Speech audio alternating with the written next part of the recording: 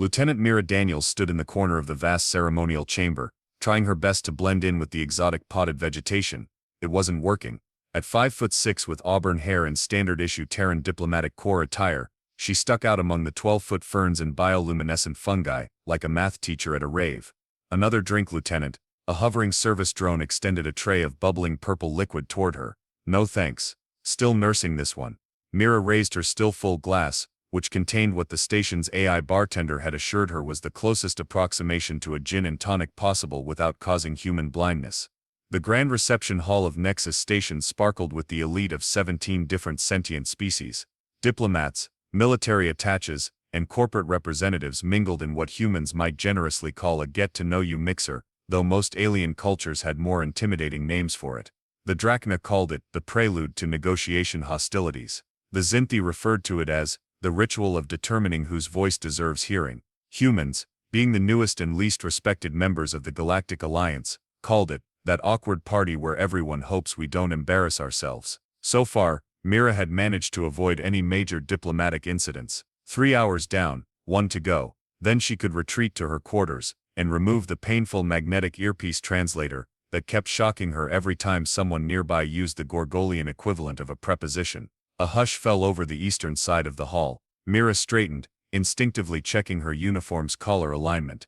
The Veloxian delegation had arrived. "Great," she muttered. "Just what this party needed, more ego." The Veloxians moved with unsettling grace, their four-armed bodies flowing like liquid mercury across the floor. Their iridescent scales caught the light from the station's artificial sun orbs, sending prismatic reflections dancing across the walls. At their center walked Kraz Tull, High Champion of the Veloxian Military Cooperative. Even Mira had to admit he was impressive. Standing nearly 8 feet tall with shoulders twice as broad as a human linebacker's, Kraz Tull was what Terran mythology might have produced if Norse gods had mated with velociraptors. His ceremonial armor, crafted from the bone metal of his homeworld's apex predators, clicked softly with each movement of his powerful frame. "Lieutenant," came a voice at her elbow. Commander Jackson, her superior officer, had materialized beside her with the desperate look of a man about to suggest something terrible. "Don't look directly at the Veloxian champion." "Too late," Mira said. "Why?" Direct eye contact can be interpreted as a challenge in their culture. "Seriously? Then why did the protocol briefing say?" "The briefing was wrong. Updated intel from Diplomatic Central just came through. The Veloxians recently completed their ritual of ascension, which means they've reversed several of their cultural taboos for the next 60 solar cycles." Mira blinked. "That's incredibly inconvenient." "Welcome to interstellar diplomacy, Lieutenant." Jackson's smile was tight enough to crack walnuts. "Just avoid the Veloxians for the rest of the evening, and we'll too late." The booming voice cut across the ambient noise of the reception like a thunderclap. Conversation halted, music stopped. A waiter dropped a tray of appetizers, which scuttled away on multiple legs. Kraz Tull was pointing directly at Mira. All 4 of his arms were now extended in what the Veloxians called the posture of imminent conquest. Around him, his entourage had formed a semicircle, their scaled faces showing the Veloxian equivalent of amused anticipation. "The small pink one." Kraz Tull's translator rendered his words into flat, mechanical English. "She has challenged me with her eyes." "No, I didn't," Mira said automatically, then winced as Jackson discreetly elbowed her ribs. "I am Kraz Tull, 37th champion of the Veloxian battle moons, conqueror of the 9 rebellious systems, breaker of the quantum siege." His upper left arm swept dramatically through the air. "And you are." Every eye, sensory appendage, and optical implant in the room turned toward Mira. She swallowed hard. "Lieutenant Mira Daniels, Terran Diplomatic Corps, sir." She tried for a respectful nod. "There's been a misunderstanding. In our culture, eye contact is simply—" Kraz Tull threw back his head and emitted a sound like metal being torn. The Veloxians around him did the same. After a confused moment, Mira realized they were laughing. The human-female attempts to use words to escape combat. Kraz Tull's upper right arm slapped his armored thigh. "How typical of your underdeveloped species." The gathered diplomats tittered nervously. A few made gestures that, in their respective cultures, warded off embarrassment. Several began to edge away from what was clearly about to become a scene. "I assure you, Champion Kraz Tull," Commander Jackson began, stepping forward. Lieutenant Daniels intended no. Silence. Male subordinate. Kraz Tull extended a clawed finger. "Your female has issued the grand challenge through her eyes. It must be answered. Mira felt ice forming in her stomach. She'd read enough about Veloxian culture to know where this was headed. The Grand Challenge was a formal combat invitation, traditionally issued only by those confident in their martial superiority. Declining such a challenge was tantamount to admitting one's species was collectively worthless. Champion Kraz Tull, she said carefully, stepping forward before Jackson could intervene again. I accept your interpretation of events. A shocked murmur rippled through the crowd. Jackson looked like he might faint. Kraz Tull's reptilian eyes narrowed. You accept the challenge. I accept that you believe a challenge was issued, Mira clarified, choosing her words deliberately. Under Article 7 of the Galactic Alliance Charter regarding cross-cultural misunderstandings, I request a neutral arbiter to determine the appropriate resolution. The Veloxian champion stared at her for a long moment, then he did something worse than rage or insult. He pointed at her and laughed again, a deliberate mocking sound. The human hides behind bureaucracy. He turned to address the gathered dignitaries. Behold the weakness that humans call diplomacy. They send females with no combat value to speak empty words. Veloxian Cultural Psychology, page 394 flashed through Mira's mind. When a Veloxian points and laughs at you twice in the same encounter, it is considered the ultimate insult to your ancestral lineage. Something hot and ancient stirred in Mira's chest, something that predated diplomatic training and cultural sensitivity workshops, something that went back to schoolyards and the dawn of human social hierarchies. He was making fun of her, in front of everyone. Fine, she said, her voice carrying clearly across the now silent hall. I accept your challenge, Champion Kraz Tull. Name the time and place. The Veloxian's forearms froze mid-gesture. For just a moment, Mira saw surprise flicker across his alien features. The central arena, one standard rotation from now. His voice had lost some of its theatrical quality. Unarmed combat to submission. Mira nodded once sharply. I'll be there. As Kraz Tull and his entourage swept away, Commander Jackson grabbed her elbow and hissed into her ear, Lieutenant, have you lost your mind? He'll kill you. Mira watched the Veloxians retreating back. Maybe, but he shouldn't have pointed and laughed. Commander Jackson paced the small prep room like a caged animal. This is a disaster of interstellar proportions, Lieutenant. You're being dramatic, Mira said, though the calm in her voice was entirely manufactured. She sat cross-legged on the floor, eyes closed, breathing measured. Dramatic. The Veloxians have been spacefaring for 12,000 years. They've conquered entire star systems with their bare hands. Their bodies evolved in a gravity well 3 times stronger than Earth's. And you, he gestured wildly at her, have accepted a physical challenge from their champion. When you put it that way, it does sound bad. Bad. It's career suicide, assuming you survive. Which, let me be clear, is far from guaranteed. The truth was, the Galactic Alliance had only admitted humans 5 years ago, and mostly as a pity inclusion. Earth had barely colonized Mars when the Zinthi scout ships arrived. Compared to most species in the Alliance, humans were technological infants with embarrassingly fragile bodies and distressingly short lifespans. Did you know, Mira said, finally opening her eyes, that the Veloxians have never actually fought a human in formal combat? Jackson stopped pacing. That's because any reasonable human would decline such a suicide mission. Or maybe because they've never encountered a human with my particular training. The door slid open with a pneumatic hiss. Dr. Elena Reyes, the expedition's xenobiologist, bustled in carrying a data tablet, and looking grim. I've compiled everything we know about Veloxian physiology, she announced without preamble. It's not encouraging. Their muscle density is roughly 4 times that of humans. Their reaction time is twice as fast. Their skeleton contains metallic compounds that make it virtually unbreakable under normal circumstances. Great pep talk, Doc, Mira muttered. But, Reyes continued, raising a finger, they do have weaknesses. Their joint structure is surprisingly similar to ours, particularly in the upper limbs, and their evolutionary history as apex predators means they never developed certain defensive adaptations. Like what? Jackson asked. Like humility, Mira said. 6 years before joining the diplomatic corps, Lieutenant Mira Daniels had been recruited into a classified program called ADAPTS, Advanced Defensive Applications and Planetary Tactical Systems. Originally conceived as a countermeasure against potential hostile first contact, ADAPTS had evolved into humanity's secret insurance policy against alien physical superiority. The program combined elements of various Earth martial arts with biomechanical efficiency training and neurological conditioning. The result was a small cadre of specialists who could maximize human potential against theoretically superior opponents. Mira had been one of 12 graduates from her class. Her specialty was joint manipulation and leverage-based combat techniques. In layman's terms, she was very good at using an opponent's strength and momentum against them. A chime sounded, indicating 30 minutes until the match. The Galactic Alliance Treaty allows contestants to have one cultural representative present during pre-combat rituals, Reyes said. I volunteered. Why? Mira asked. Because I've analyzed the chemical composition of their ceremonial pre-battle ointment. It contains a neural stimulant that would cause your human skin to blister. I've synthesized a counter-agent. Mira nodded gratefully. See, Commander, we're not completely outmatched. Speaking of the match, Jackson said, pulling up a holographic display.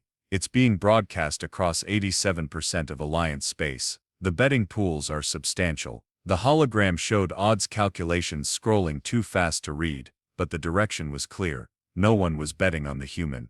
Ambassador Chen just called from Earth, Jackson added grimly. The President is watching. The entire diplomatic corps is watching. Everyone is watching you commit ritual suicide by alien. If I refuse now, how would that affect humanity's standing? Mira asked. Jackson's shoulders slumped. It would confirm every stereotype the Alliance species hold about us. That we're weak, unreliable, technologically advanced but physically and spiritually inferior. And if I fight and lose, at least we'd get points for courage. Mira stood, stretching muscles that felt entirely inadequate for the task ahead. And if I win, Jackson gave a humorless laugh. If you win, Lieutenant, I'll personally recommend you for an ambassadorship. Outside the prep room, the station's public address system boomed with the voice of Plex, the station's popular Duraxian entertainment coordinator. Citizens of the Alliance, prepare yourselves for the most unexpected physical confrontation of the diplomatic season. In one corner, the undefeated champion of the mighty Veloxian cooperative, Krazatol, and in the other corner, well, a human. Place your bets now, though really, why bother? This mismatch will surely be one for the historical archives. Reyes handed Mira a small vial, anti-inflammatory compound, just in case. Thanks for the vote of confidence, Mira said, pocketing it. It's not about confidence, Reyes replied seriously. It's about science. And science says you should be dead within the first 30 seconds. Then it's a good thing, Mira said, as she walked toward the arena entrance, that humans have a long history of defying scientific expectations. The central arena looked like what would happen if the Roman Colosseum had a baby with a Tesla coil. Floating light orbs illuminated the circular combat space, which was surrounded by force field barriers to protect spectators from the occasional dismemberment. Tiered seating rose in concentric rings, filled with representatives from across the Alliance. The air buzzed with translator chatter as various species debated how quickly the human would be defeated. Welcome, sentience of all metabolic processes. Plex's voice boomed through the arena. The Duraxian floated at the center of the arena on his personal hover platform, his 4 eye stalks extended dramatically in 4 directions to capture the audience's attention. His translucent body pulsed with excited pink bioluminescence. Today we witness a historic contest between biological paradigms, a demonstration of evolutionary divergence in action, a probable tragedy that you'll be able to tell your spawn about for generations. Mira waited in the entrance tunnel, performing final stretches that drew curious stares from passing aliens. Most had never seen human flexibility exercises before. One Quantulian diplomat recorded her touching her toes, likely assuming it was some form of religious preparation for death. Lieutenant, Dr. Reyes said, approaching with a small device. I've been analyzing recordings of previous Veloxian combat rituals. They always begin with the greeting of inevitable domination. Mira finished. I know, Reyes blinked. You've studied their combat protocols, every recording available in the Alliance database. Mira rotated her shoulders, plus a few that technically weren't available. That's surprisingly thorough. ADAPT's training rule 1. Know more about your opponent than they know about themselves. She tapped her temple. Their fighting style emphasizes overwhelming force but lacks defensive adaptation. They've never needed it.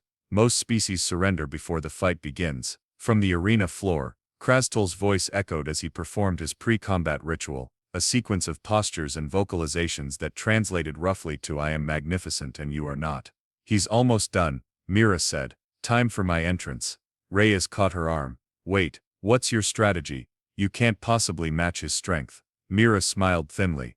ADAPT's rule 2. Never fight your opponent's fight. In the arena, Plex was reaching new heights of dramatic narration, and now representing the newest and arguably most fragile members of our illustrious alliance, please welcome, or perhaps bid farewell to, Lieutenant Mira Daniels of Earth. The crowd's reaction as Mira walked onto the arena floor could best be described as politely morbid fascination. Several species activated recording devices. A group of Zentari monks in the eastern stands began a solemn death chant. Krastel stood in the center of the arena, his forearms spread wide in an intimidating display. His scales caught the light, creating an almost hypnotic pattern designed to disorient prey. He wore minimal combat attire, essentially a glorified loincloth that left his impressive musculature fully visible. "The human female arrives," he announced, his voice amplified by the arena's acoustics. "Observe how small and soft she appears. Truly the cosmos has many wonders, including species that survive despite their obvious inadequacies." Mira approached,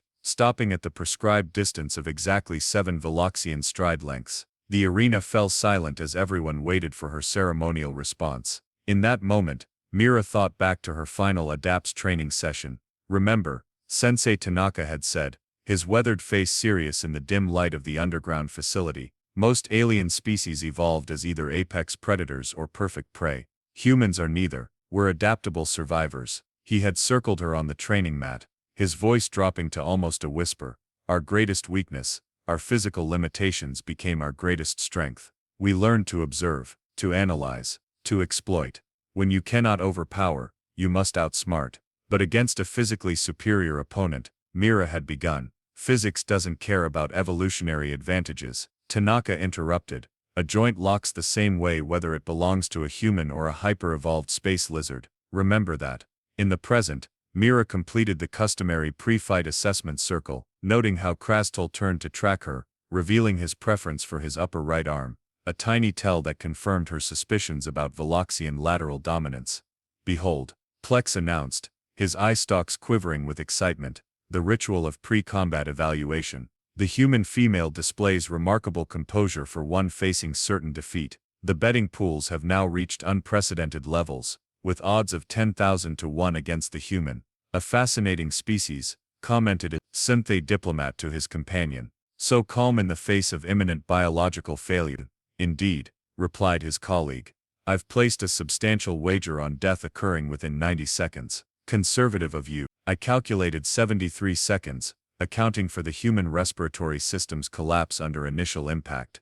Commander Jackson watched from the diplomatic box, looking physically ill. Next to him, 3 alien ambassadors were already drafting condolence messages to Earth. "Enough ceremony," Krastel declared. "Let us begin this uneven contest so I may return to matters of actual importance." Mira assumed her starting position, a stance that appeared casual and unprepared to everyone except another ADAPTS trainee. To knowledgeable eyes, she was perfectly balanced, her weight distributed for maximum response capability. Krastel pointed at her stance and laughed again. "The human doesn't even know proper combat posture. This will be both brief and amusing." Plex raised his ceremonial signaling appendage. "Combatants ready. The contest will commence upon the chime of inevitable consequence. May the superior evolutionary path prevail." A deep resonating tone filled the arena. The fight had begun.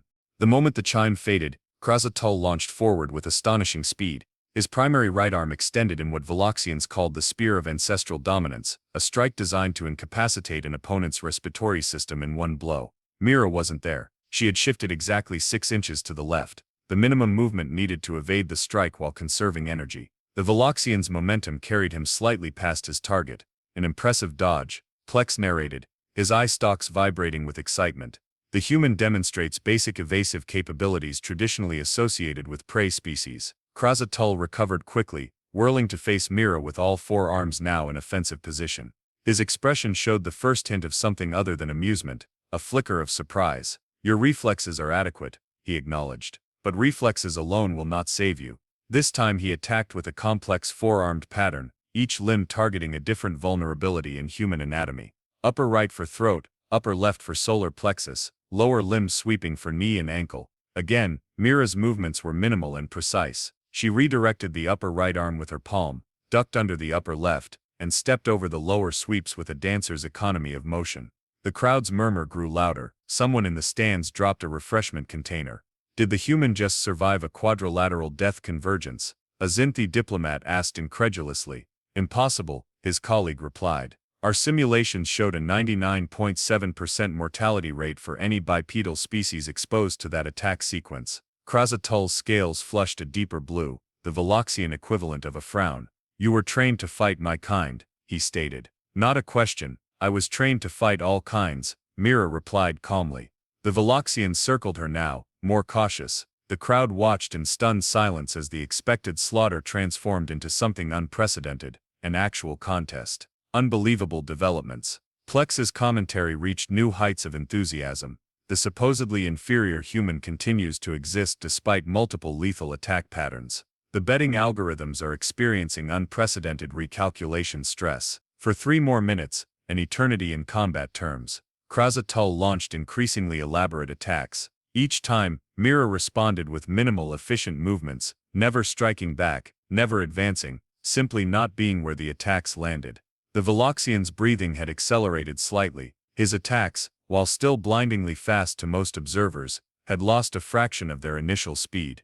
Impossible, Krasatul finally snarled. No human should possess such reaction capability. For the first time Mira smiled. It's not about reaction time, it's about reading intent. Remarkable, gasped Plex. The human appears to be conversing during combat. A psychological tactic or simple bravado. In the diplomatic box, Commander Jackson had stopped looking ill, and now leaned forward with undisguised fascination. Next to him, the alien ambassadors had gone silent, their condolence messages forgotten. Krasatul's next attack came with renewed fury, a blistering combination of strikes that blurred even under the arena's enhanced lighting. For a moment, it appeared he had finally connected as his upper right claw swept toward Mira's face. Then, with a subtle shift of weight, she was inside his guard. Her hands moved in a sequence too fast for most spectators to follow. There was a brief moment of contact, and then Krasatul froze. The arena fell completely silent. The Veloxian champion stood immobilized, his upper right arm bent at an angle that nature never intended. Mira had executed a perfect joint lock, using his own momentum and skeletal structure against him. She stood completely still, feet planted exactly where they had been before the sequence began. The human, Plex's voice had dropped to an astonished whisper that still carried through the arena's acoustics. The human has applied some form of mechanical advantage to the Veloxian's primary striking limb without moving her lower appendages. For one suspended moment, no one moved. Then Krasatul did something no Veloxian champion had done in recorded history. He pointed at Mira with his free hand and laughed, not a mocking laugh this time. Something different, a sound of genuine if pained appreciation. Release my arm, human, he said, his translator struggling to convey the complex emotional harmonics in his voice. Do you yield? Mira asked calmly. If I say no, then I complete the lock and break your arm completely. Another suspended moment. The crowd held its collective breath, gas exchange membranes, and various other respiratory adaptations. I yield, Krasatul declared. Mira released the joint lock with the same careful precision she had applied it. The Veloxian stepped back, rotating his injured arm with a grimace. Unprecedented. Plex's voice returned to its full volume. In defiance of all evolutionary probability models, the human has emerged victorious. The betting systems have crashed. Fortunes have been lost. Medical paradigms must be rewritten. In the stands, utter chaos erupted as spectators tried to process what they had witnessed. Several species were consulting religious texts. A pair of Quantolian scientists had fainted. Krasatul studied Mira with new eyes. You could have broken my arm at any point in that exchange. That wasn't the objective. Then what was? Mira's expression remained neutral. To demonstrate that assumptions about physical capability based solely on evolutionary origin are fundamentally flawed. The Veloxian champion considered this, then extended his uninjured upper left arm in the traditional gesture of respect between warriors. You have given my species much to reconsider, Lieutenant Mira Daniels of Earth. As Mira clasped his arm in the ritual response, cheers erupted from the human diplomatic section.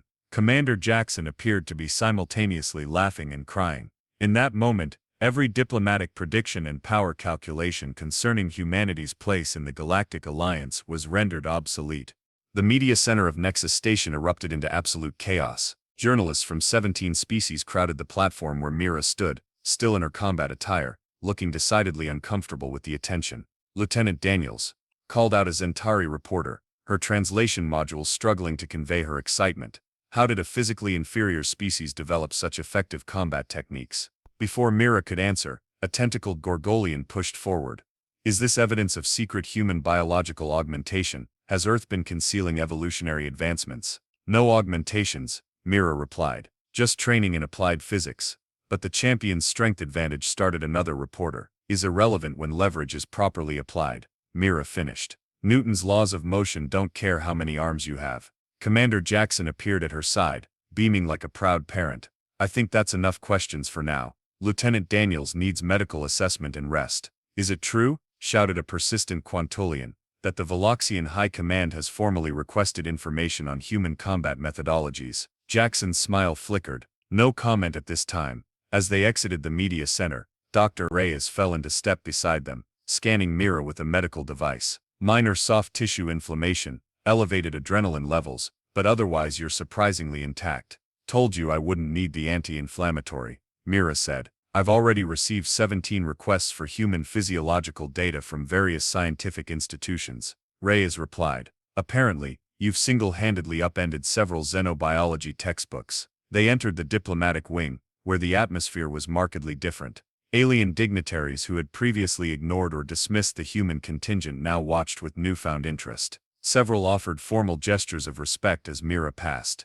Ambassador Chen has called 3 times, Jackson said quietly. Earth Central is, and I quote, ecstatic but confused. The president wants a full briefing on how exactly a human defeated a Veloxian in hand-to-hand combat. What did you tell them? Mira asked. That I'd get back to them after speaking with you. Jackson guided them into a private conference room. So Lieutenant, ADAPS program.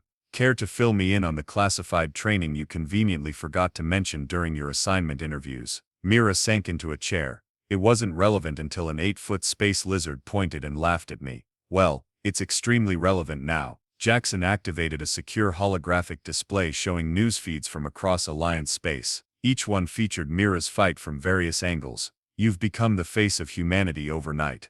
That wasn't exactly my intention. Intentions aside, we need to manage this carefully. The Veloxian Diplomatic Corps has requested a formal meeting tomorrow. They've also withdrawn their opposition to the human colony proposal for the Rigel system. Mira raised an eyebrow. Because of one fight? Because you shattered certain assumptions about human capabilities. Jackson looked at her with new respect. You should know that Krastol has formally recognized you as a worthy opponent. In Veloxian culture, that's practically an adoption ceremony. The door slid open, and a small delegation of Veloxian officials entered. Unlike the typical four-armed swagger Mira had grown accustomed to, these representatives moved with careful precision, their posture indicating formal respect. Lieutenant Daniels, the lead Veloxian said, I am Sub-Commander Vesmal of the Strategic Cultural Exchange. Our High Command wishes to propose a reciprocal training initiative between our species. Jackson's eyes widened slightly. That's unprecedented. As was today's combat demonstration, Vesmal replied. His translator conveyed what might have been dry humor. It appears we have miscalculated certain aspects of human potential. You're not alone in that, Dr. Reyes muttered. A notification chimed on Jackson's communicator. His expression shifted from pleased to concerned as he read it. Problem? Mira asked. Not exactly, but the Dracona Military Collective has just requested a friendly exhibition matches between their champion and you, as have the Quantolians, added Reyes, checking her own device, and the Zinthi, and basically every species with a martial tradition. Mira groaned. I'm a diplomat, not a gladiator. Today, Lieutenant, Jackson said with a smile that was both proud and slightly wicked, you're whatever humanity needs you to be. Outside in the corridor, they could hear Plex's voice echoing through the station's public address system. Breaking news. Galactic betting syndicates have announced emergency recalibration protocols following the human victory, and in related developments, enrollments in xenobiology programs have reportedly increased by 3,000% in the last hour. The universe, my sentient friends, has become a slightly more interesting place. One standard week later, Lieutenant Mira Daniels stood before the Galactic Alliance Council chamber, trying not to fidget in her newly designed ceremonial uniform. The chamber's vast dome displayed a real-time galactic map, with Earth, previously a barely noticeable speck, now highlighted with a pulsing indicator. This is ridiculous, she whispered to Commander Jackson, who stood beside her in full diplomatic regalia. This is politics, he replied without moving his lips. Smile and accept the medal when it comes. The Alliance High Chancellor, a Zinthi elder whose species measured time in centuries, leaned forward on his gravity-defying podium. Lieutenant Mira Daniels of Earth approached the circle of recognition. As Mira stepped onto the illuminated platform, she caught sight of Krastul among the Veloxian delegation. His arm was fully healed, Veloxian regenerative capabilities being yet another of their evolutionary advantages, and he offered her the subtle head tilt that his species used to acknowledge equals. In recognition of your demonstration of exceptional capability, and as a symbol of the Alliance's recalibrated understanding of human potential, we present you with the Order of Unexpected Excellence. The Chancellor's appendage extended, offering a crystalline medallion that shimmered with embedded data patterns. This honor has been bestowed only 7 times in the last millennium. Thank you, Chancellor. Mira accepted the award with the appropriately formal bow. On behalf of Earth and humanity, I am honored. As the ceremony concluded, and the formal reception began, Mira found herself cornered by a group of alien diplomats who had previously ignored human representatives entirely. Lieutenant began an elegantly tentacled Gorgolian. We've been discussing your species' remarkable adaptability. Is it true that humans evolved without significant natural defenses of any kind? Mostly true, Mira replied. No claws, no poison, mediocre teeth, relatively weak muscles. Fascinating, said a Quantolian scientist. And yet you developed techniques to neutralize physically superior opponents. One might almost call it cheating. One might, Mira agreed pleasantly, if one wanted to get one's arm broken. The aliens exchanged glances that translated across species as nervous appreciation of humor. Krastul approached, causing several smaller diplomats to discreetly back away. Lieutenant Daniels, he greeted her. Our exchange program has been approved. 10 of my warriors will train with your, what was it called? ADAPS, Mira supplied. Yes, and 10 of your humans will study Veloxian combat methods. A mutually beneficial arrangement. I look forward to it. The Veloxian hesitated, then lowered his voice. There is something I must know. During our combat, you could have disabled me much earlier. Why did you wait? Mira considered her answer carefully. Humans have a saying, it's not enough to win. Sometimes how you win matters more. A curious concept. We're a curious species. As Krastul moved away, Commander Jackson approached with Ambassador Chen, who had arrived from Earth the previous day. The ambassador still looked shell-shocked by her sudden elevation in diplomatic status. Lieutenant, Chen said, the President has approved your promotion and new assignment. Effective immediately, you're our official liaison to the Interspecies Combat Exchange Initiative. Mira blinked. The what now? Your new job, Jackson clarified, is teaching aliens how humans fight, and learning how they fight. Congratulations, you've created an entirely new diplomatic field. Later, as the reception wound down, Mira found herself at an observation window overlooking the vast expanse of space. Dr. Reyes joined her, offering a drink in an oddly shaped container. Don't worry, it's actually a gin and tonic this time. I synthesized it myself. Thanks. Mira took a sip. Not bad. So, Reyes said, gesturing toward the galaxy beyond the window, how does it feel to have single-handedly elevated humanity's status in the cosmos? Exhausting, Mira smiled slightly. But satisfying. The Zinthi xenobiologists have published a fascinating paper already. They're calling it evolutionary compensation theory. The idea that humanity's physical disadvantages forced the development of superior observational and analytical capabilities. Sounds about right. They're particularly interested in how humans turn physical weakness into an advantage. It's apparently causing quite the philosophical debate. Mira turned from the window. It's pretty simple really. When you can't overpower everyone you meet, you learn to pay attention. You notice patterns, you adapt, and break arms without moving your feet. Reyes asked with a smile, only when they point and laugh. Mira raised her glass in a toast. To human adaptability, Reyes echoed, and to aliens learning not to underestimate the primates from the third rock from an unremarkable sun. Beyond the station, the galaxy continued its eternal spin, now with one small blue planet's status significantly revised in the great cosmic hierarchy.